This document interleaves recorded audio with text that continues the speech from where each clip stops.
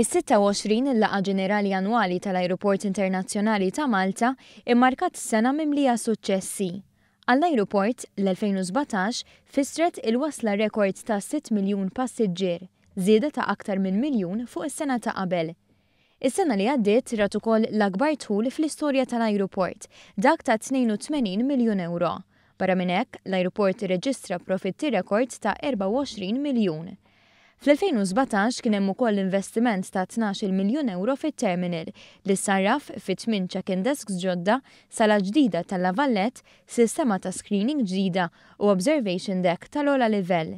Investiment li minkejja li ra xogħol għaddej f'kull rokna tal-binja xorta wassal biex l-Ajruport Malti rebaħ premju prestiġjuż tat-tieni l-aqwa ajruport fl-Ewropa. Il-linji tal-ajru li kontribwixxew l-aktar għal dan is-suċċess kienu Ryanair, Air Malta, EasyJet, Lufthansa u Wizz Air li l-koll irreġistraw żieda fil-ġar tal-passiġġieri. Pa' snin ta' qabel l-akbar suq baqa' r-Renju Unit, bl-Italja, il-Ġermanja, Franza u l-Belġju isegwu rispettivament. Kull xahar irreġistrat tkabbir, bl-aktar notevoli jkun f'Jannar, wieħed mill-anqas xhur impenjattivi fis-settur turistiku biex jidher li l-frott li qed iħallu l-investimenti tal-Ajruport qed imur pari passu mal-istrateġija tal-Gvern.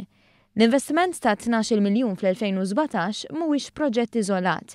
B'Sena Rekord fl-isfond, l-Ajruport Internazzjonali ta' Malta qed jistenna li l-2018 saħansitra tkun sena li tisboq is-suċċessi miksuba fl-2017.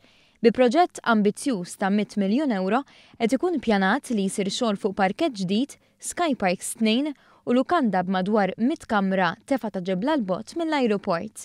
Biex l-Ajruport Internazzjonali ta' Malta qed jaspira li l-2018 tkun sena oħra rekord bil-miri jkunu il-wasla ta' 6 miljuni u 500,000 passiġġier, 28 miljun euro fi profitti u aktar xogħol fil-Cargo Village u fl-Airfield.